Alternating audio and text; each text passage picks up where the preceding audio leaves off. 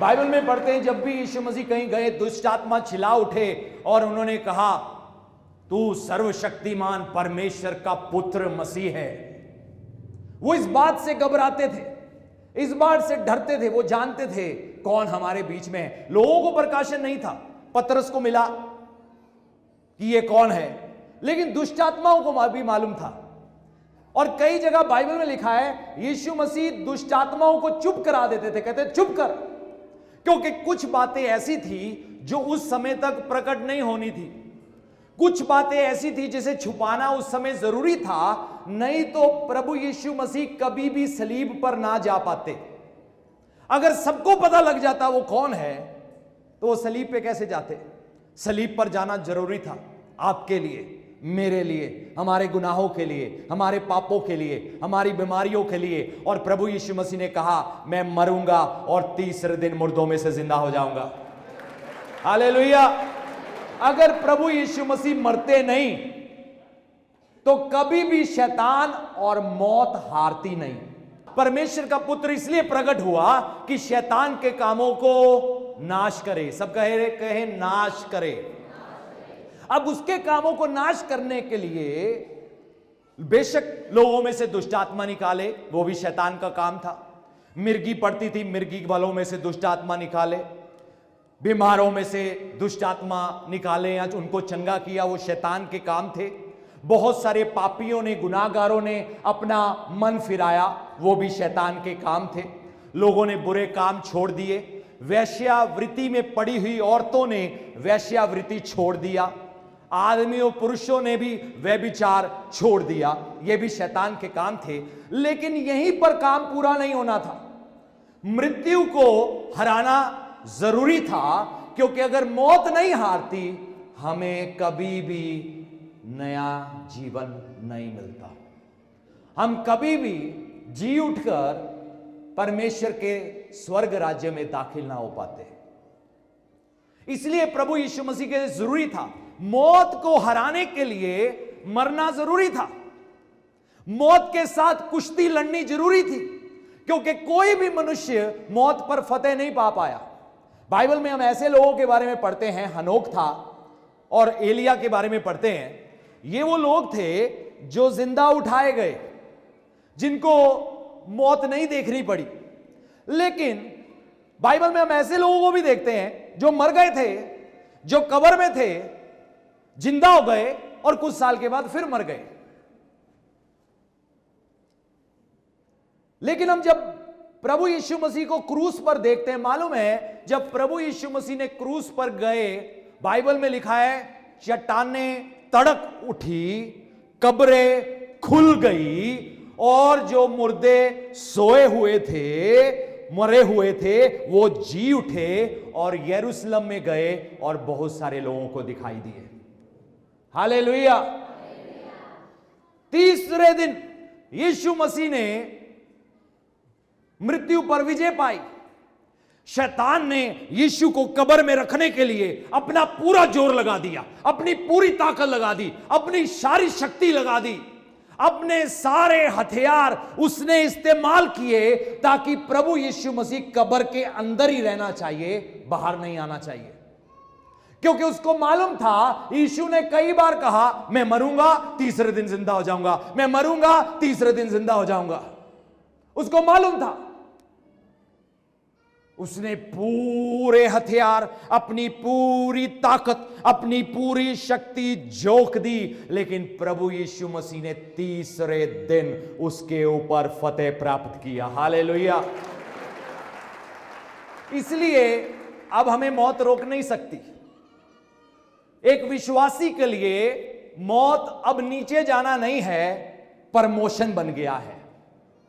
हम स्वर्ग में प्रमोट हो जाते हैं। बहुत साल पहले प्रभु के दास डॉक्टर DGS दिनाकरन, आप उनको जानते होंगे, परमेश्वर ने उनको बहुत इस्तेमाल किया। हिंदू ब्राह्मण परिवार से थे और तमिलनाडु और साउथ इंडिया के कई इलाकों में और पूरे भारतवर्ष में और विदेशों में भी हजारों लाखों लोगों ने उनके द्वारा प्रभु यीशु मसीह को जाना। एक प्रभु के दूसरे दास थे केरला में। एक दिन, कई बार ऐसा हुआ कि जब वो प्रार्थना में होते थे परमेश्वर उनको स्वर्ग उठा लेते थे। जैसे यूहन्ना भी स्वर्ग में उठाया गया, पौलुस भी तीसरे स्वर्ग में उठाया गया, यशाया ने भी स्वर्ग का दर्शन देखा।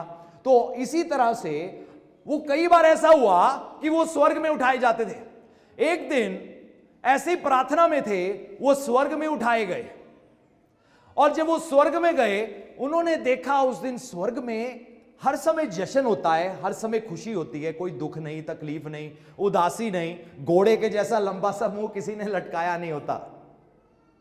सब खुश होते हैं, सब आनंदित होते हैं, शांति होती है। लेकिन उस दिन कुछ अलग था। तो वहां पर एक स्वर्गदूत था, जब वो आत्मा में उठाए गए, उन्होंने उससे पूछा, आज ये स्वर्ग में अलग माहौल क्यों है? मालूम है स्वर्गदूत ने क्या कहा? क्या तुम्हें नहीं पता, परमेश्वर का दास डीजीएस दीनाकरण आज अपने घर में आ गया है। हालेलुया, क्यों ना प्रभु का धन्यवाद करें। जब आप विश्वासी हैं, हो सकता है लोग यहां रोए, लेकिन वहां खुशी मनाई जाती है। जब आप प्रभु के साथ वफादार हैं, हो सकता है दुनिया यहां रोए, लेकिन वहां पे आनंद मनाया जाता है। और जो वहां चला जाता है ना, अगर उसको मौका मिले ना वापस आने का, वो कहेगा प्रभु मुझे वापस नहीं आना। कुछ साल पहले रजिस्टर्ड गवाही है अफ्रीका में, रायनार्ड बॉन्की की मीटिंग चल रही थी, और उस मीटिंग के दौरान उनके द्वारा प्रभु ने बहुत बड़ा काम अफ्रीका में किया। करोड़ों लोगों ने उस एक व्यक्ति के जीवन के द्वारा प्रभु को जीवन दिया। करोड़ों लोगों ने, एक नहीं, 100 नहीं, 1000 नहीं, करोड़ों में। एक दिन वो एक मीटिंग कर रहे थे। मीटिंग के दौरान कोई एक मुर्दे को कॉफिन में वहां पर ले आया। उसको मेन हॉल में एंट्री नहीं मिला, लेकिन बाहर एक रूम था, वहां पर उसके कॉफिन को रख दिया। वो एक पास्टर था। उसकी मौत 3 दिन पहले हुई थी, और उनके जीवन में कई भविष्यवाणियां थी, कई काम थे जो उसको मालूम था परमेश्वर ने हमारे जीवन से करने हैं। तो उसकी मृत्यु हो गई अचानक से, और उसकी पत्नी ने अपने पति को गाड़ने नहीं दिया। उसने कहा नहीं, ये नहीं हो सकता, परमेश्वर ने हमसे कहा था मैं तुम्हें इस्तेमाल करूंगा, ये हो ही नहीं सकता, मेरा पति मुझे छोड़ जाए। उसने पहले दिन प्रार्थना किया, दूसरे दिन प्रार्थना किया। लोग कह रहे थे कोई बात नहीं, तू अब इसको दफनाने दे, बहुत हो गया, लाश में बदबू आ जाएगी। वो नहीं मानी। तीसरे दिन उसको पता चला, रायनार्ड बॉन्की की मीटिंग चल रही थी वहां पर ले गए, बारले हॉल में जाकर कॉफिन को रखा, मेन में नहीं आने दिया। उन्होंने कहा नहीं, मीटिंग हॉल में नहीं ले जा सकते। वहां पर अंदर प्रार्थना चल रही थी, लेकिन बाहर कॉफिन को खोल दिया उन्होंने ऊपर से, लाश बीच में पड़ी है। उसके वो धीरे धीरे शरीर गर्म होना शुरू हो गया, आंखें खुलना शुरू हो गया, सांस आनी शुरू हो गई, और वो व्यक्ति उठ खड़ा हुआ। हॉस्पिटल का डेथ सर्टिफिकेट भी दिया गया, सर्टिफिकेट भी था। सब लोग कह रहे थे अभी इसे दफनाने दे, दफनाने दे, लेकिन उसने विश्वास किया। वो जानती थी ये मेरे पति के जाने का समय नहीं है। और जब वो व्यक्ति बाद में ठीक हुआ, 1-2 दिन बाद उसने गवाही दिया। उससे पूछा गया तूने स्वर्ग में क्या देखा? कहता मैं स्वर्ग में गया, मैं बड़ा खुश था, और मुझे कहा गया वहां पर तुझे वापस जाना होगा, क्योंकि तुझे वहां बुलाया जा रहा है। वो उसने पता वहां क्या कहा, मुझे नहीं जाना वापस, मुझे यहीं पर रहने दो, मैं बहुत खुश हूं। हालेलुया। कितनी बड़ी आशीष है, कितनी बड़ी ब्लेसिंग है। दुनिया का सारा धन बेचकर भी कोई हमेशा की जिंदगी पा नहीं सकता जो हमने यीशु मसीह के लहू के द्वारा पाली है। हालेलुया। आप दुनिया के सबसे धनी से भी ज्यादा अमीर हो, लोगों के पास आशा नहीं है। कोई मरता है, घड़ा तोड़ देते हैं, रिश्ते खत्म हो जाते हैं, उनके पास कोई आशा नहीं होती। लेकिन पौलुस लिखता है तुम्हारा विलाप संसार की तरह ना हो, क्योंकि हमें मालूम है एक दिन आएगा, प्रभु यीशु मसीह आएंगे, और जो प्रभु में होकर सोए हैं वो जी उठेंगे, और हम भी जो जीवित होंगे उनके साथ स्वर्ग में उठा लिए जाएंगे। फिर हमेशा के लिए हम परमेश्वर के साथ रहेंगे। आप सोच सकते हो ये कितनी बड़ी ब्लेसिंग है, कितनी बड़ी आशीष है। तो प्रभु शैतान के कामों को नष्ट करने के लिए आए। पाप भी शैतान का काम है, गुनाह शैतान का काम है, व्यभिचार शैतान का काम है। नौजवान लोग फ्रेंडशिप और दोस्तियां और व्यभिचार और इंस्टाग्राम और फेसबुक कई बुरी बुरी चीजों में फंसते जा रहे हैं। याद रखना, यह भी शैतान का काम है। लेकिन आज परमेश्वर आपको आजाद करने जा रहे हैं। क्यों ना जोर से ताली बजाए परमेश्वर के लिए। आमीन। आज परमेश्वर आपके जीवन में एक बड़ा काम करने जा रहे हैं।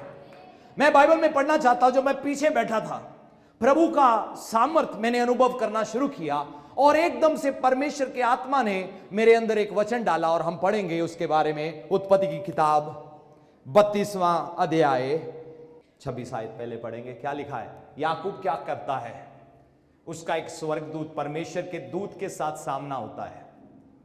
वो क्या कहता है? तब उसने कहा, मुझे जाने दे। क्या कहा उसने याकूब को?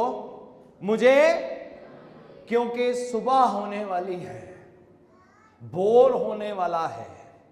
वो एक लंबे पलों से उसके साथ एक कुश्ती में था, युद्ध में था। वो उसको जाने नहीं दे रहा था क्योंकि बोर होने वाला है। याकूब ने कहा, जब तक तू मुझे आशीर्वाद ना दे तब तक मैं तुझे जाने ना दूंगा। मेरे पीछे कहे, जब तक प्रभु मुझे आशीष ना दे तब तक मैं उनको जाने ना दूंगा। क्यों ना प्रभु के लिए ताली बजाए। 2002 में जब प्रभु ने मुझे बुलाया, मेरे अंदर भूख जागी परमेश्वर के लिए कुछ करने की, लेकिन कुछ बड़ा करने की। मैंने कहा, परमेश्वर, मेरे पास खूबी नहीं, लियाकत नहीं, मुझे बहुत ज्यादा वचन भी मालूम नहीं है, लेकिन लोग जरूरत में हैं। प्रभु, आप मुझे आशीष दो। मैंने प्रभु के सामने प्रार्थना करना शुरू किया। ऐसे ऐसे दिन थे, मैं लंबे रोजों में गया प्रार्थना करना। कई बार सुबह से लेकर रात तक मैंने रोना परमेश्वर के सामने, प्रभु मुझे आशीष दो, प्रभु मुझे आशीष दो, प्रभु मुझे आशीष दो, मुझे इस्तेमाल करो देश में, विदेश में, दुनिया की कौमों में। प्रभु मुझे ये चाहिए। मालूम है, परमेश्वर बेशक हमें आशीष देना चाहते हैं, लेकिन कई बार वो हमें चेक करते हैं। क्या करते हैं? वो चेक करते हैं, क्या सच में इसको चाहिए। कई लोग होते हैं सिर्फ मीटिंग में आएंगे, हाँ हाँ आत्मा चाहिए। प्रभु कहेंगे ये सिर्फ मीटिंग का असर है, सिर्फ मीटिंग में ही हालेलुया निकल रही है, मीटिंग में ही आमीन निकल रही है। शाऊल के सैनिक भी ना, जो दाऊद को पकड़ने के लिए भेजे थे, वो भी जब मीटिंग में पहुंचे वहीं पर ही भविष्यवाणियां किया, हालेलुया किया, लेकिन वैसे उनके जीवन में कुछ नहीं था। तो परमेश्वर कई बार हमारी भूख देखते हैं, हमारी प्यास देखते हैं, और वो देखते हैं क्या सच में इसको आशीष चाहिए। अब इसमें कोई शक नहीं कि परमेश्वर याकूब को आशीष देना चाहते थे। अब्राहम से वादा किया था, अब्राहम से बोला था, मैं तेरी वंश को आशीष दूंगा, तेरी पीढ़ी को आशीष दूंगा, मैं तेरी संतान को आशीष दूंगा। लेकिन अब वो आशीष जब पीढ़ी से पीढ़ी में जानी थी, अब जरूरी था अगली पीढ़ी भी उस बात की चाहत रखे। अब ऐसा नहीं है कि जब याकूब परमेश्वर से कह रहा है, परमेश्वर मुझे आशीष दो, उस समय उसके पास पैसा नहीं था, बहुत था, बहुत धन दौलत था, बहुत भेड़ बकरियां थी, एक नहीं दो दो परिवार थे, बच्चे भी बहुत सारे थे, 12 गोत्र तैयार थे। हम देखते कैसे परमेश्वर की ये संसारिक चीजें अब उसके पास थी, लेकिन इस सबके बावजूद उसको मालूम था एक चीज मेरे जीवन में मिसिंग है, वो है प्रभु की ब्लेसिंग। बहुत सारे काम जो वो कर पाया, उसके लिए उसको गुलामी करनी पड़ी, खून पसीने की कमाई से दिन रात मुश्किलें उठाकर परेशानियां उठाकर, दर्द उठाकर, धोखा खा खा के, धोखा खा खा के, धोखा खा खा के और धोखा दे दे के अब वो एक जगह में पहुंच पाया था। लेकिन वो एक बात समझता था, मेरे जीवन में परमेश्वर की आशीष मिसी गई।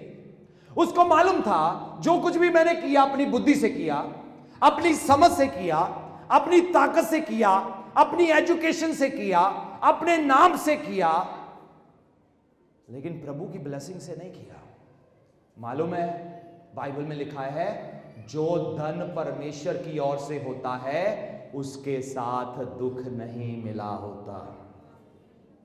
आमीन। एक धन वो होता है जो दुख लाता है, इंसान एंजॉय नहीं कर पाता। परिवार में कहीं ना कहीं मुश्किलों में, तकलीफों में, सब कुछ होते हुए भी, और मैंने देखा है कई बार नमक से रोटी खाने वाला व्यक्ति और उसका परिवार उससे कई गुना ज्यादा सुखी होता है। धन किसी को सुख नहीं दे सकता। बाइबल में लिखा है धन का धोखा, धन धोखा दे जाता है, परमेश्वर कभी धोखा नहीं देते। याकूब ने अब बहुत सारे धोखे खाए थे। अब उसको मालूम था मुझे परमेश्वर की ब्लेसिंग चाहिए। क्या है, क्या चाहिए? परमेश्वर की कहो प्रभु मुझे आपकी आशीष चाहिए। और प्रभु जब तक आप मुझे आशीष ना दोगे मैं आपको जाने ना दूंगा। आज इस प्यास के साथ यहां बैठो, आज इस भूख के साथ यहां बैठो। मैंने परमेश्वर को पुकारना शुरू किया। मैंने कहा प्रभु कुछ भी हो जाए, कितनी बड़ी भी कीमत भरनी पड़े, मैं नहीं रुकूंगा, मैं नहीं डरूंगा, क्योंकि आप मेरे साथ हो, लेकिन मुझे इस्तेमाल करो। परमेश्वर मुझे जांचा, परखा। अब बहुत सारे लोग हैं, उनकी जिंदगियों में कई बार गवाही होती है, हमने प्रार्थना कराया हमारा वीजा लग गया, हमने प्रार्थना कराया हमारी नौकरी लग गई, हमने प्रार्थना कराई हमारी जायदाद मिल गई। हाँ प्रभु करते हैं, प्रार्थना असर करती है, लेकिन एक बात और याद रखें, कई बार जरूरी नहीं एकदम से सब कुछ हो जाए। कई बार होता है और कई बार उसके विपरीत होता है, और फिर उसके बाद जब होता है कई गुना बढ़ के होता है। आमीन। मेरे पास प्रभु को जीवन देने से पहले नौकरी थी, चली गई। विदेश का वीजा था, चला गया। बहुत बड़ी जायदाद थी, चली गई। बहुत कुछ था, चला गया। अब इसका मतलब यह नहीं है कि अगर वो चीजें चली गई तो प्रभु कई गुना बढ़कर वापस देने की शक्ति नहीं रखते। अब परमेश्वर इन सब चीजों के द्वारा मुझे जांच रहे थे। जब मैं वापस आया, नौकरी छोड़ना मेरे लिए इतना मुश्किल नहीं था, क्योंकि मुझे मालूम था कि यहां पर सेवा करके भी मेरे पास इतना धन है, महीने में इतनी आमदनी है, मैं आराम से सब कुछ कर सकता हूं, क्योंकि मेरा दर्शन छोटा था। क्या छोटा था? मेरा दर्शन बहुत छोटा था, बहुत छोटा था।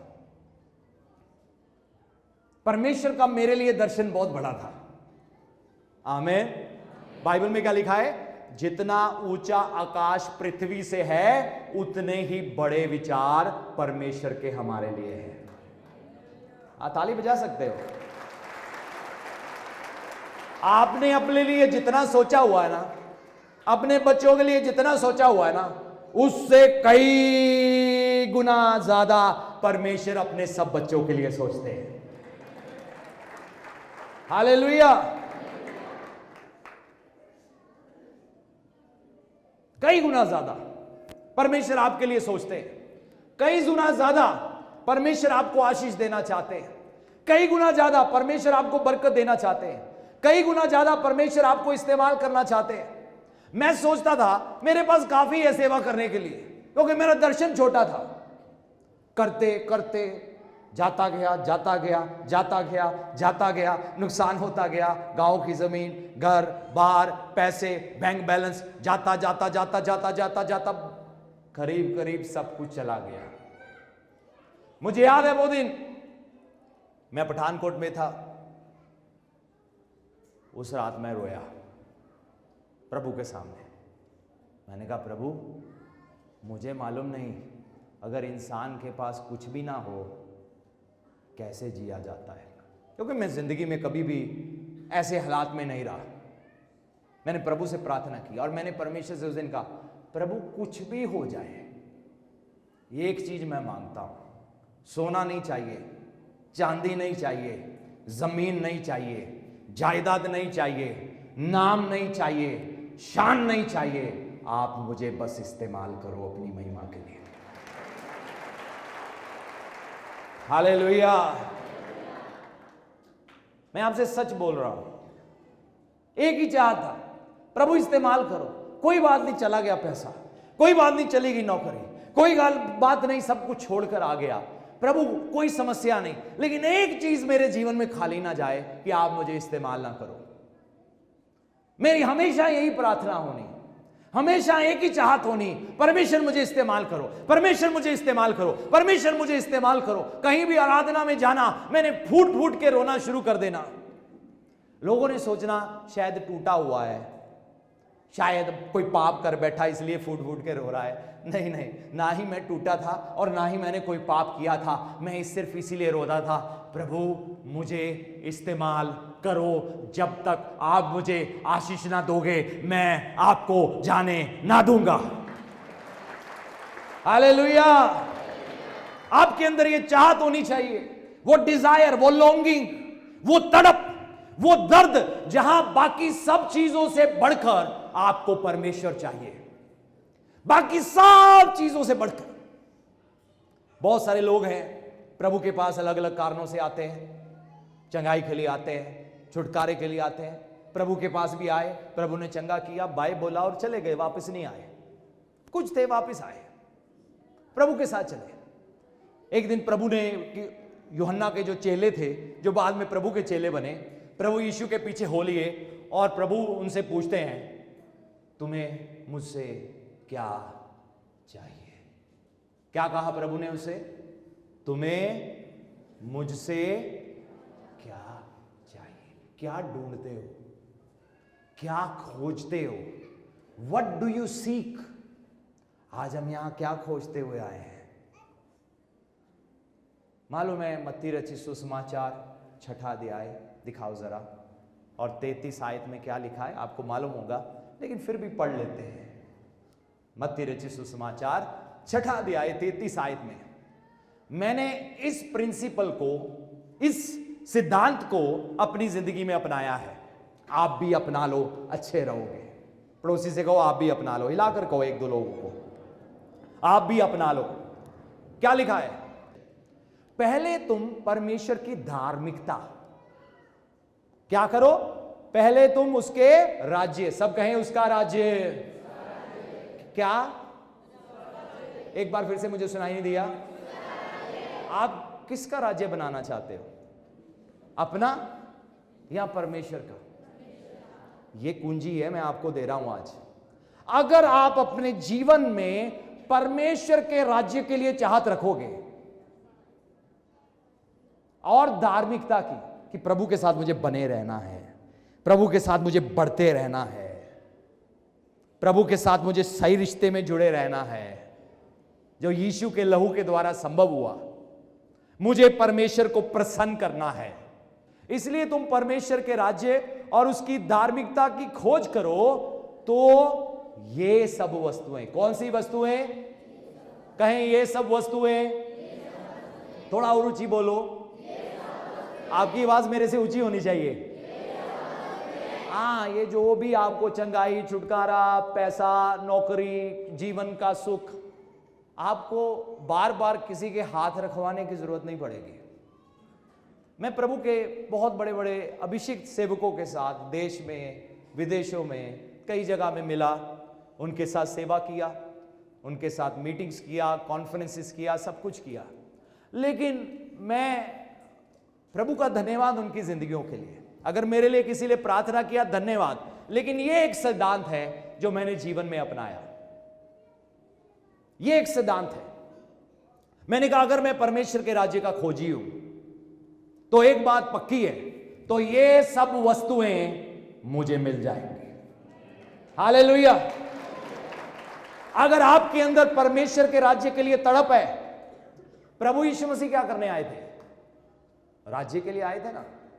जहां हमारी मर्जी नहीं, मनुष्य की मर्जी नहीं, शैतान की मर्जी नहीं, परमेश्वर की मर्जी पूरी हो जाए। आमीन। जहां यीशु मसीह राजा है और उनकी प्रजा और लोग वो कर रहे हैं जो राजा ने पवित्र शास्त्र बाइबल में करने को कहा है, इसे कहते हैं राज्य। वो पवित्र है। यीशु मसीह क्या है? होली है।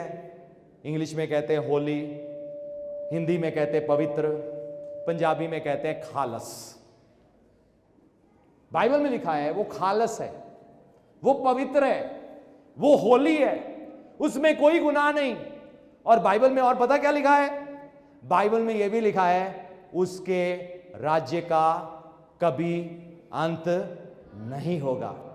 और बाइबल में यही लिखा है एक ही राज्य होगा, वो उस खालस पवित्र होली प्रभु यीशु मसीह का होगा, और कोई राज्य संसार में नहीं रहेगा। जब हम ये बात करते हैं, अगर मैं आपकी जानकारी के लिए आपको बताऊं, आज तक दुनिया में 4 ऐसे राज्य थे जो पूरी दुनिया में राज्य किया, जिन्होंने पूरी दुनिया में, बेबीलोन का राज्य था, फारस का राज्य था, यूनानी राजा था और रोमी राज्य था। ये 4 राज्य करीब 400 साल में, आज से करीब 2400 साल पहले से लेकर 2000 साल पहले तक, या उससे थोड़ा और आगे समय, करीब 400 से 500 साल के बीच में ये राज्य जिन्होंने पूरी दुनिया के ऊपर राज्य किया। एक का हेडक्वार्टर इराक में था, बेबीलोन। दूसरा हेडक्वार्टर ईरान में था। तीसरा हेडक्वार्टर यूनान में था, ग्रीस में। चौथा हेडक्वार्टर रोम में था।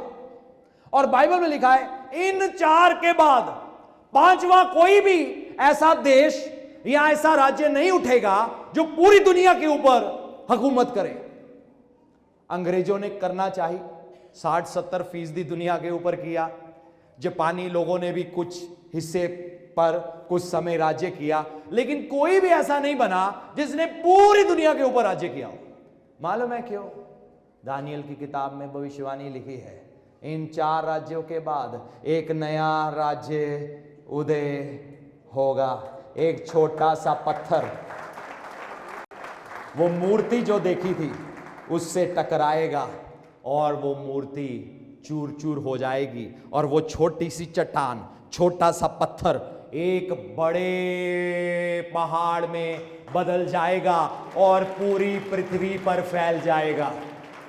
इसीलिए बाइबल में लिखा है उसके राज्य का कभी अंत नहीं होगा, क्योंकि वो खालस है, उसमें कोई गुनाह नहीं, कोई कपट नहीं, कोई पाप नहीं। मालूम है जब यीशु मसीह को पकड़ने के लिए भी आए थे ना, पकड़वाने के लिए, और जब राजा के सामने भी पेश किया, पता राजा क्या कहता है?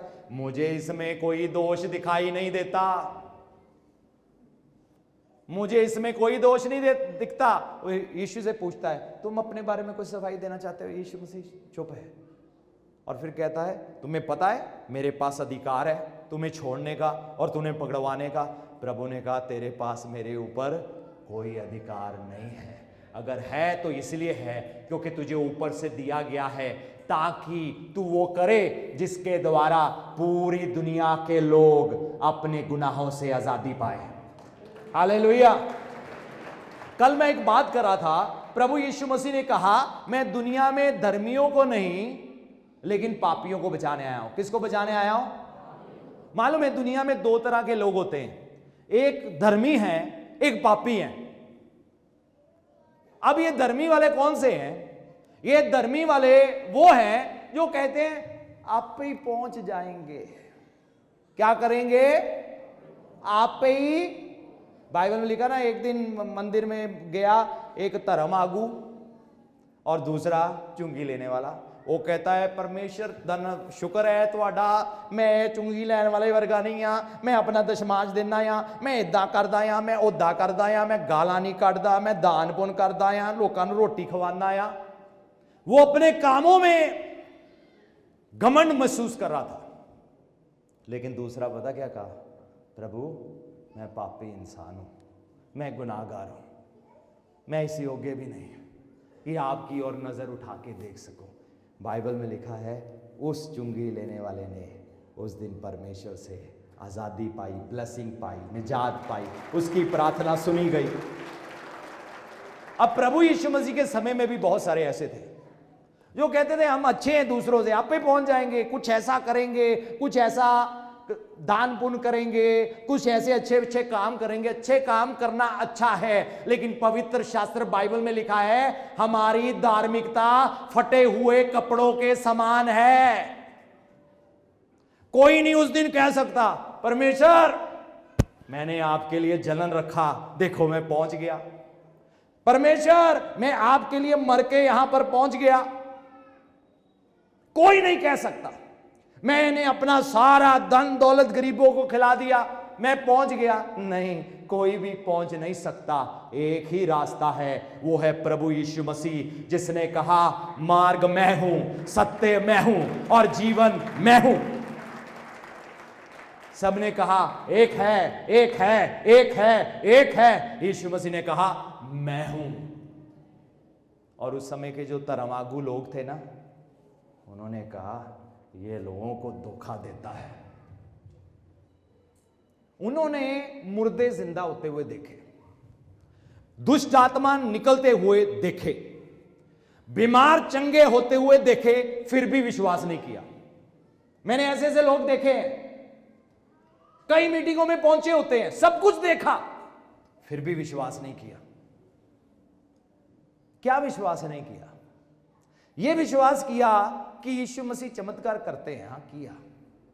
यह विश्वास किया यीशु मसीह दुष्ट आत्माओं को निकालते हैं, लेकिन यह विश्वास नहीं किया कि यीशु मसीह ही प्रभु है।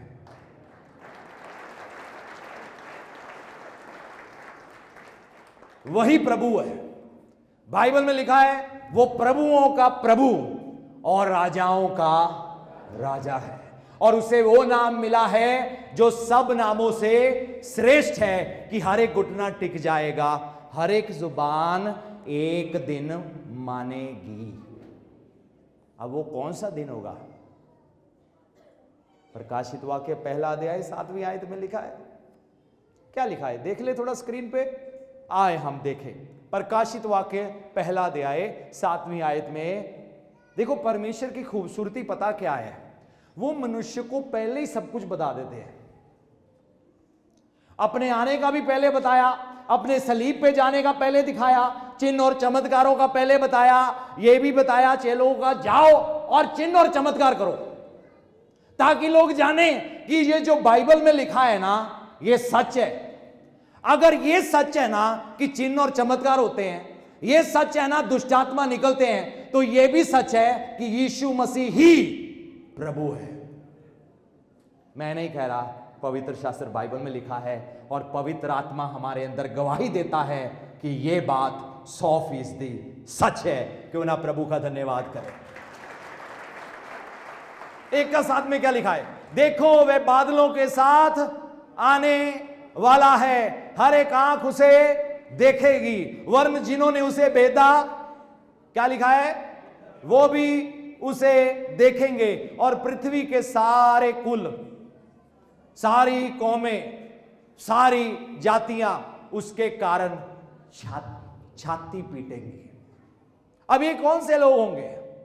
ये वो लोग होंगे जिन्होंने विश्वास नहीं किया, जिन्होंने सुना। क्या किया? जिन्होंने, सारे सुनेंगे। प्रभु ने ऐसा बुद्धि दे दिया मनुष्य को, इंटरनेट बना दिया, टीवी बनवा दिया। मालूम है टीवी किसने बनाया था? एक प्रभु को मानने वाला क्रिश्चियन बंदा था। हवाई जहाज बनाने वाला एक क्रिश्चियन बंदा था। रेडियो सबसे पहले चर्च के लिए बनाया गया, क्योंकि बुजुर्ग लोग थे जो चर्च में आ नहीं सकते थे, तो कुछ लोगों ने रेडियो को इन्वेंट किया। हालेलुया। जैसे मैं कल बता रहा था ना, जब मैं प्रभु में आया तो एक दिन मेरी सारी पड़ोसने, आंटियां जितनी भी थी, तो मुझे पता लगा वो सारी पार्क था सामने, वहां इकट्ठी हुई पड़ी थी एक दिन कुर्सी पे, और वो कह रही थी हुण असीं इहदे घर दा पानी नहीं पीना। मैं अपने मन में सोचा, ये जो रेडियो सुन रहे हैं ना, ये पता होता कहां से आया, टीवी कहां से आया, कैमरा कहां से आया, हवाई जहाज किस व्यक्ति ने बनाया, तो इनको यह भी छोड़ना पड़ता। सच है। अगर कोई कहेगा ना अब हमने आपके पानी नहीं पीना, कहेंगे, मैं आपको गारंटी देता हूं, आपका मजाक बनाएंगे, आपके रिश्तेदार आपके खिलाफ होंगे, आपके पड़ोसी आपके खिलाफ होंगे, आपको पैसे लेने देने के इल्जाम लगेंगे। आप समझ रहे हो मेरी बात? ये चीज के लिए तैयार रहना। मैंने ये सब सहा है। उल्टे पुल्टे नाम लेंगे मेरे लिए, सवाल करेंगे पैसा कहां से आया, पूछेंगे, मेरे से पूछते हैं, कई लोग पूछते, एक नहीं कई लोग। अच्छा फिर रोटी पानी ठीक चलता है यार? मैं कहा प्रभु का धन्यवाद, ओदे राज्य की खोज कर रहे हैं, धार्मिकता की खोज कर रहे हैं, सारियां चीज़ां मिलदियां जा रही ने। हालेलुया। परमेश्वर मालूम है हमारी जरूरत कैसे पूरी करते हैं, चाहे तो कौवे को भी भेज देते हैं। हालेलुया। परमेश्वर को पता है, बाइबल में लिखा है जिसने उसकी ओर देखा उसका मुंह कभी भी काला नहीं हुआ। जब मेरे जीवन में मुश्किलें आ रही थी, मेरा मजाक बनाया जा रहा था, ये सब कुछ बीच में भी मैं हर एक बार जब मैं पठानकोट की एक चर्च में पास्टर के साथ मिलकर एक सहयोगी पास्टर का रोल अदा करता था, मैं एक ही बात शुरू में बोलता था, जिसने उसकी ओर देखा उसका मुंह कभी काला नहीं हुआ। जिसने उसकी ओर देखा उसका मुंह कभी काला नहीं हुआ। जिसने उसकी ओर देखा उसका मुंह कभी काला नहीं हुआ। मुझे लोगों ने पता क्या कहा? भीख मांगोगे भीख, ये बोला। प्रभु का धन्यवाद, कभी किसी के साथ आगे जाके हाथ नहीं फैलाया। मेरे पिता ने मेरी हर जरूरत को पूरा किया क्योंकि वो मेरा बाप है। हालेलुया। अपने पड़ोसी से कहो परमेश्वर मेरा बाप है, परमेश्वर मेरा अब्बा है, परमेश्वर मेरा पिता है, उनको मेरा ख्याल है। हालेलुया। वो आपकी हर जरूरत को पूरा करेंगे। याकूब परमेश्वर के पास जाता है, फरिश्ते के साथ युद्ध लड़ता है। ये ऐसे था, वो कहता है ऐसा जैसे मैंने परमेश्वर को आमने सामने देखा। कहता है जब तक तू मुझे आशीष ना दे मैं जाने ना दूंगा। मेरी प्रार्थना है जो आज तक प्रभु को जान ही ना पाए, प्रभु उनकी आज आंखें खोल दे। आमीन। क्योंकि प्रभु आपसे प्यार करते हैं। बाइबल में लिखा है परमेश्वर ने जगत के साथ ऐसा प्रेम किया, अपने इकलौते पुत्र को दे दिया। कई कहते हैं बहुत रास्ते हैं, दिल्ली जाने के बहुत रास्ते हैं। मैं कहता हूं बहुत सारे हैं, 10 भी और बना लो। मैंने कहा किसने बनाए दिल्ली के रास्ते? मनुष्य ने बनाए। मैंने कहा परमेश्वर ने बनाया एक रास्ता, और उस रास्ते ने आकर कहा, किसने आकर कहा? रास्ते ने, रास्ता। उर्दू बाइबल में लिखा है रास्ता, हिंदी में कहते हैं मार्ग, इंग्लिश में कहते हैं वे। यीशु मसीह ने कहा रास्ता, अरे वो तो मैं हूं। लोग कहते हैं सच जानो, यीशु मसीह ने कहा सच, सच्चाई। यीशु कहते हैं मैं हूं। लोगों ने कहा जिंदगी चाहिए, अबदी जिंदगी चाहिए, मौत के बाद सुख चाहिए, मौत के बाद शांति चाहिए, मौत के बाद अच्छी जगह जाना चाहिए। रिश्तेदार कई बार समाज में देखते हैं ना, ऐसे करते कोई मर जाता है और बाद में रिश्तेदार दान पुण्य करते हैं, तो उनसे पूछो क्यों कर रहे हो? कहेंगे इनको स्वर्ग पहुंचा रहे हैं। आपको जबरदस्ती कोई जहाज में चढ़ा नहीं सकता, आपको खुद फैसला लेना पड़ता है। आप मान लो वीजा लगवाने जा रहे हो अमेरिका का, आपके खींच के घर वाले लेके जा रहे हैं, चल वीजा लगवाना, आपको पहले दरवाजे पे एंट्री नहीं मिलेगी। वो कहेंगे ये क्या हो रहा है, क्या जबरदस्ती है? वो नहीं मानेंगे उस जबरदस्ती को। इसी तरीके स्वर्ग जाने के लिए भी हर व्यक्ति को अपने जीवन में जीते जी फैसला लेना पड़ता है। और मैं आपको एक बात बता दूं, जो सबसे बड़ी आशीष एक व्यक्ति के जीवन में आती है वो है हमेशा की जिंदगी। इसीलिए पवित्र शास्त्र बाइबल में लिखा है धन्य है वे जिनके पाप क्षमा हो गए, धन्य है वे जिनको अपनी करनियों का लेखा देना ना पड़ेगा, क्योंकि जो भी लेखा हमारे खिलाफ लिखा गया था यीशु मसीह के क्रूस पर कीलों के साथ गाड़ दिया गया और हमें आजाद कर दिया गया। हालेलुया, आमीन। याकूब कहता है, प्रभु मुझे आशीष दो। मैंने प्रभु से कहा, प्रभु मुझे इस्तेमाल करो, पैसा नहीं चाहिए, धन दौलत नहीं चाहिए, शोहरत नहीं चाहिए, मुझे लोगों से अपने सिर पर फूल नहीं फिकवाने, मुझे लोगों का आदर सम्मान नहीं चाहिए, मुझे सिर्फ एक ही चाहिए, एक ही चीज चाहिए, प्रभु मुझे आत्मा दो ताकि हजारों लाखों करोड़ों लोग बच जाए।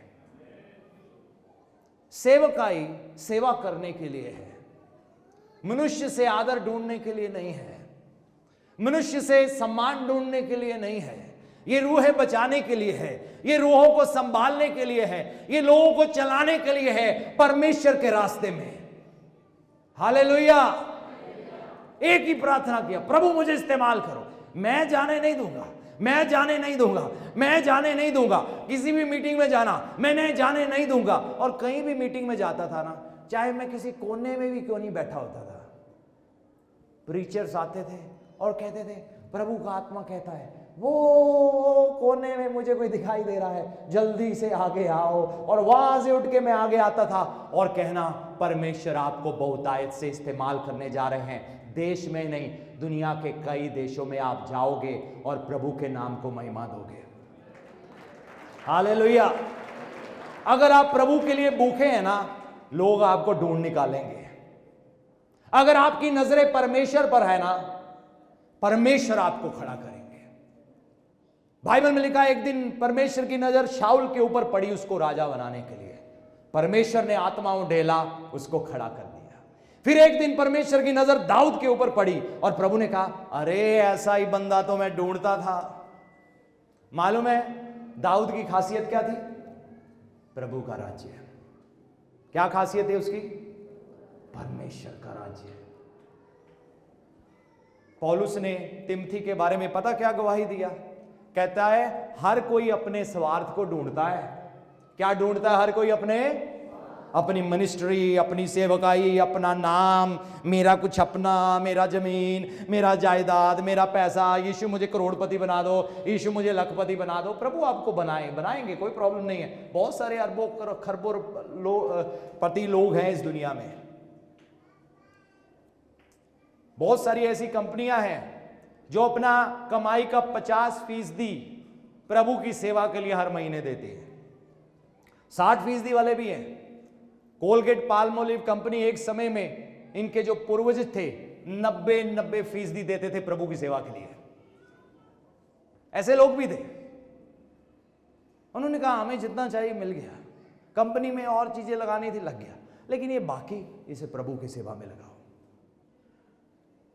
प्रभु का राज्य। क्यों हमें अमीर बनना है? क्यों हमें बहुत पैसा चाहिए? पैसा बुरा नहीं है, पैसा चाहिए। शैतान का हक नहीं है कि प्रभु के लोगों से पैसा रोक कर रखे।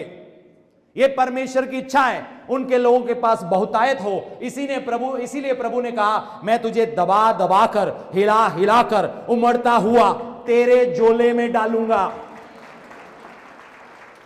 कैसे आएगा? कहां डाला जाएगा? खून पसीने में। खून पसीने में डालेंगे, झोले में। कहां डालेंगे? झोले का मतलब पता क्या होता है? मैं यहां बी की बात नहीं कर रहा। इसका मतलब है प्रभु हमें सरप्राइज करेंगे, प्रभु आपको हैरान करेंगे। आप कहोगे ये कहां से आ गया, ये रास्ता कैसे खुल गया, ये आशीष कैसे आ गई, ये व्यापार कैसे आ गया, ये कारोबार कैसे आ गया, ये धन कैसे आ गया। प्रभु आपको सरप्राइज करने जा रहे हैं यीशु मसीह के नाम से। और सब कहें, जोर से कहें, एक बार और जोर से कहें। तो पड़ोसी से कहो, प्रभु आपको सरप्राइज करने जा रहे हैं। ये मैं भविष्यवाणी कर रहा हूं, ये मैं प्रोफेसी कर रहा हूं। आप सबके ऊपर जितने भी विश्वास करते हो, आप उसको अपने जीवन में देखोगे। ताली बजा सकते हो प्रभु के लिए। हालेलुया। बाइबल में पता क्या लिखा है? आखिरी दिनों में दुष्ट का धन किसको मिलेगा? किसको मिलेगा? किसको मिलेगा? ऊंची बोलो, दुष्ट का धन किसको मिलेगा? ऊंची बोलो। धर्मी कौन है? जो यीशु के लहू से धुल गए हैं। वो नहीं जिनमें कमियां हैं। कमियां आप में बहुत होंगी, प्रभु आपको सिखाएंगे, लेकिन आप धर्मी हो। एक इंसान वो है जो कहता है मैं बड़े अच्छे काम करूंगा, बड़े अच्छे काम करूंगा, फिर प्रभु को कहोगा खुश हो ना, मैं बन गया धर्मी। मुझे एक बात बताओ, बाइबल में लिखा है एक पिता के दो बेटे थे। एक दिन एक ने कहा पिता मेरी जायदाद का हिस्सा मुझे दो, ले लिया, और फिर कुछ समय के बाद घर छोड़कर चला गया। व्यभिचार में, गंदे कामों में, बुरे कामों में, पाप में, गुनाह में उसने उड़ा दिया। अकाल पड़ा, सब कुछ नष्ट हो गया, अब कोई पैसा नहीं बचा, यार दोस्त भी भाग गए, और उसके बाद वो नौकरी ढूंढता था, नौकरी कोई नहीं, किसी के सूअर चराने शुरू कर दिए। वो फलियां खाना चाहता था जो सूअर खाते थे, वो भी उसको नसीब नहीं हुई, वो फलियां भी उसको नसीब नहीं हुई। फिर एक दिन वो अपने होश में आया, उसने कहा अरे मेरा एक पिता है, मैं अपने पिता के पास जाऊंगा और उससे कहूंगा मैंने तेरे खिलाफ और स्वर्ग के खिलाफ पाप किया है, मुझे अपना नौकर बना ले। क्या बना ले? क्या बना ले? और बाइबल में लिखा है एक दिन वो वापस चल पड़ा। उसके पिता ने उसको दूर से देखा, जाकर गले लगाया, उसको चूमा, और नौकर चाकर बुलाए, और पता उनसे क्या कहा? मेरा नया नौकर आ गया है? नहीं, उसने कहा मेरा बेटा खो गया था, मेरा बेटा वापस आ गया है। और फिर उसने कहा इसको कपड़े पहनाओ, इसको चोगा पहनाया, धार्मिकता का चोगा। जब हम प्रभु के पास आते हैं, हम चाहे जैसे भी क्यों ना हो, प्रभु जिम्मेवारी लेते हैं, मैं तुम्हें धोऊंगा, मैं तुम्हें साफ करूंगा, मैं तुम्हें तुम्हारे पापों से नहलाऊंगा, मैं तुम्हें अपने लहू से धो दूंगा, मैं तुम्हारी जिंदगी को बदलूंगा। कौन बदलेगा हमारी जिंदगी को? आप कभी भी अपनी जिंदगी को बदल नहीं सकते। बर्बाद कर सकते हो, बदल नहीं सकते अच्छे के लिए, सिर्फ यीशु मसीह कर सकते हैं। इसलिए हमें उनकी जरूरत है। पिता ने अंगूठी पहनाई, पिता ने खाने का प्रबंध किया, पिता ने उसके कपड़ों का प्रबंध किया, पिता ने जश्न का प्रबंध किया, सब कुछ प्रबंध करने वाला उसके लिए उसका पिता था। आमीन। अपने कामों से नहीं। ये बाइबल में लिखा है धार्मिकता परमेश्वर की ओर से वरदान है। क्या है? वरदान है। सब कहे वरदान है, तोहफा है। ये परमेश्वर की ओर से तोहफा है। परमेश्वर ने हमें गिफ्ट दे दिया है। प्रभु ने कहा ये लो, तुमने मुझ पर विश्वास किया, आज से तुम मेरे बेटे हो, आज से तुम मेरी बेटी हो। तुमने मुझ पर विश्वास किया, आज से लेकर मैंने तुम्हारे ऊपर स्टैंप लगा दिया है। आज से लेकर तुम धर्मी हो, आज से लेकर तुम मेरी संतान हो। बाइबल में लिखा है हमारे ऊपर पवित्र आत्मा की छाप लगा दी गई है। हालेलुया। अब दुनिया आपको कैसे भी क्यों ना देखे, जब परमेश्वर आपको देखते हैं वो कहते हैं देखो मेरा बेटा और मेरी बेटी जा रहे हैं। क्यों ना प्रभु का धन्यवाद करें। हालेलुया। कितनी बड़ी ब्लेसिंग है, कितनी बड़ी आशीष है कि हम उसकी संतान कहलाते हैं। वो हमें अपना बेटा बेटी करके बुलाते हैं, नौकर चाकर करके नहीं, दास करके नहीं। यीशु मसीह ने कहा मैं तुम्हें दास करके नहीं बुलाता, तुम मेरे मित्र हो। हालेलुया।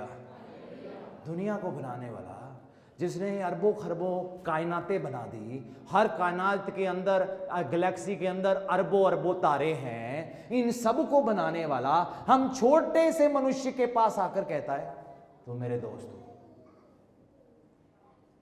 तुम मेरे मित्र हो, तुम मेरे भाई हो, तुम मेरी बहन हो। देखो परमेश्वर का प्रेम, हालेलुया, कितना खूबसूरत है। कीज प्लीज, कितना खूबसूरत है। सब कहें परमेश्वर का वायदा कितना खूबसूरत है। याकूब ने परमेश्वर से कहा, प्रभु आप जब तक मुझे आशीष ना दोगे मैं आपको जाने नहीं दूंगा। अगर आज आप इस उम्मीद के साथ, इस भूख के साथ मेरी ओर देखते हुए नहीं, परमेश्वर के चरणों में, मालूम है दो तरह से आशीष आती है। कितनी तरह से आशीष आती है? पहली है मनुष्य के द्वारा, कैसे आती है? दूसरी है परमेश्वर के द्वारा। ऊंची बोलो, पहली कैसे आती है, दूसरी कैसे आती है?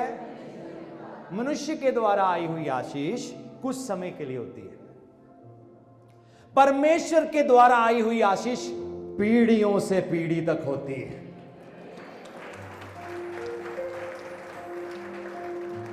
कई बार आशीष वो कुछ पलों की थी, जब सैमुएल के साथ जो भविष्यवक्ता भविष्यवाणी कर रहे थे, शाऊल के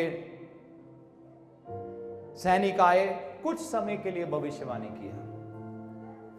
मूसा के ऊपर जो आत्मा था वो मूसा के ऊपर से 70 पुरनियों पर ठहर गया, और बाइबल में लिखा है वो भविष्यवाणी करना शुरू हो गए। आज आप लोग भी करेंगे। बहुत सारे लोग स्वर्गीय दर्शन देखने जा रहे हैं आज इस जगह में। विश्वास करते हो? यूसुफ के लिए स्वर्ग खुला, उसने ख्वाब में देखा स्वर्गदूत ऊपर और नीचे चढ़ रहे हैं, एक सीढ़ी है, वो सीढ़ी कोई और नहीं यीशु मसीह है। स्वर्ग खुला है। मैंने स्वर्ग का कई बार अनुभव किया। मुझे याद है जब मैं अपनी नौकरी छोड़ी, मैं एक पास्टर के घर कुछ दिन के लिए रहा, और मैं संडे उस चर्च में वापस जाना चाहता था जहां प्रभु का वचन मैंने पहली बार सुना था।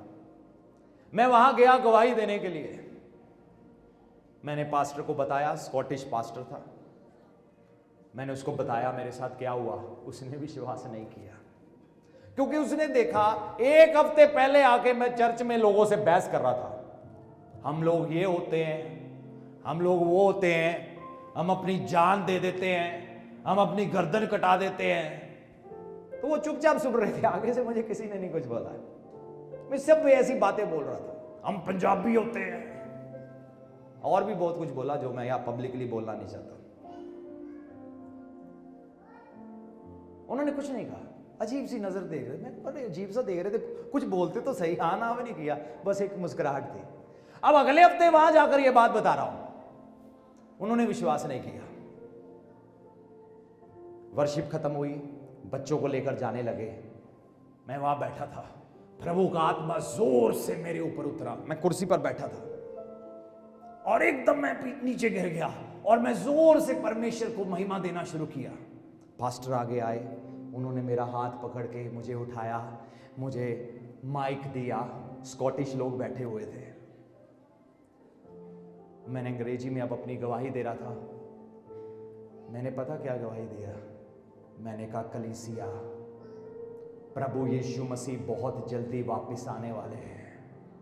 ये हमारे उठ खड़े होने का समय है, कुछ करने का समय है। दुनिया भर में ऐसे लोग हैं जो प्रभु यीशु मसीह को नहीं जानते, जो अपने यत्न से कोशिश कर रहे हैं स्वर्ग पहुंचने के लिए, लेकिन उनको मालूम नहीं है स्वर्ग जाने के लिए एक रास्ता पकड़ना पड़ता है, एक सच्चाई को अपनाना पड़ता है, एक जिंदगी उनके जीवन में आनी चाहिए और उसका नाम यीशु मसीह है।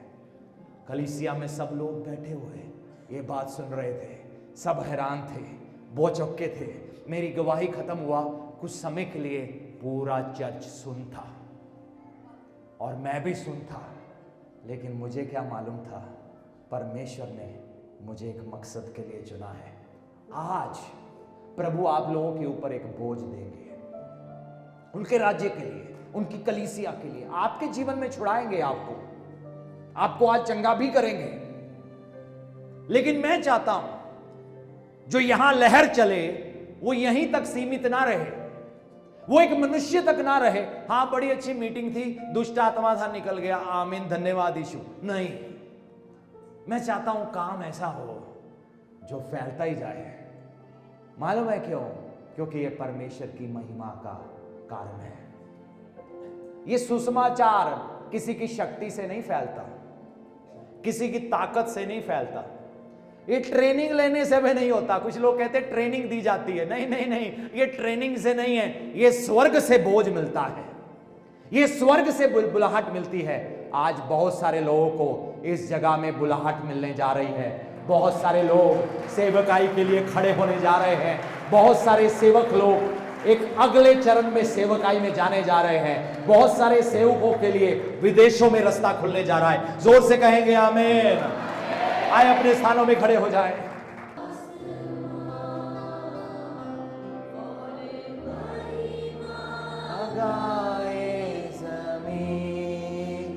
यीशु मसीह तेरे जैसा है कोई,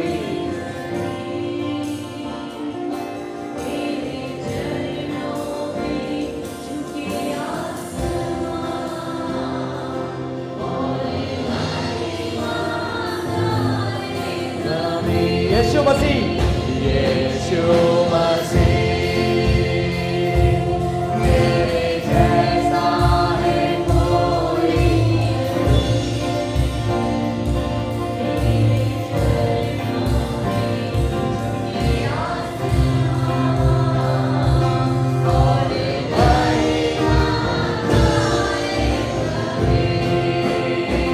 हम गाए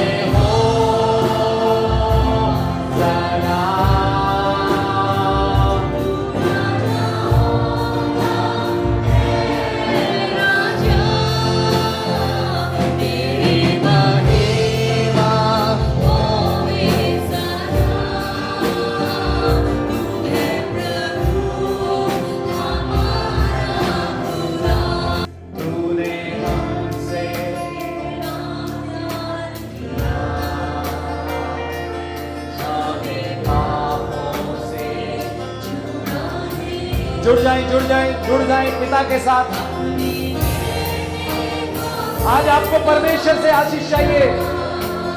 प्यारे पिता, परमेश्वर आपको छूने जा रहे हैं, परमेश्वर आपको छूने जा रहे हैं। और पीछे भी दुष्ट आत्मा निकलने जा रहे हैं। इस समय बीमार चंगे होने जा रहे हैं। हर कोई अपने हाथ स्वर की ओर उठाए। यीशु आपको छू रहे हैं। पुकारो, प्रभु आज मैंने आपको जाने नहीं देना। प्रभु आज ये मौका, आज ये मीटिंग, आज ये आराधना का समय मैंने हाथ से जाने नहीं देना। आज आग उतरेगी, आप भूख रखोगे, आग उतरेगी।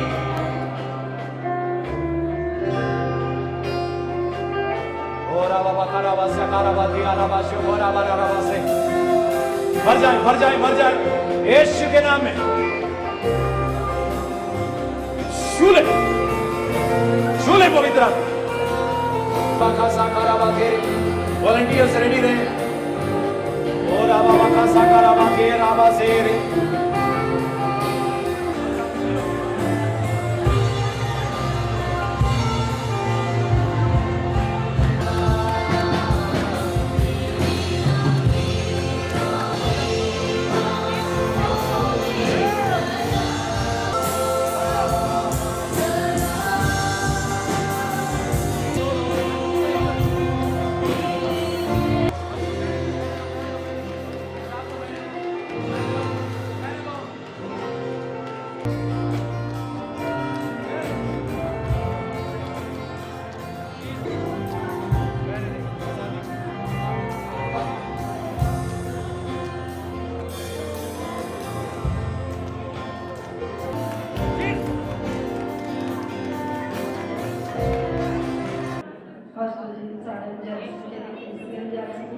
मेरे कान में बहुत ज़्यादा दर्द रहती थी, नाड़ी बढ़ रहे थे।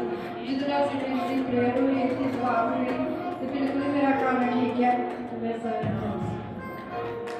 सो प्रभु जरा मुझे नाम नहीं पता काम हो करता से कहते कि कल रात जो प्रार्थना हुई है तो मेरे काम की दर्द सारी चली गई है। मेरा नाम जल्दी है पिंड मेरा पीरा बाग है मेरे घुटना से दर्द होती मैं इससे मेरे पास्टर जी को देख रही थी और मैं ठीक हूं।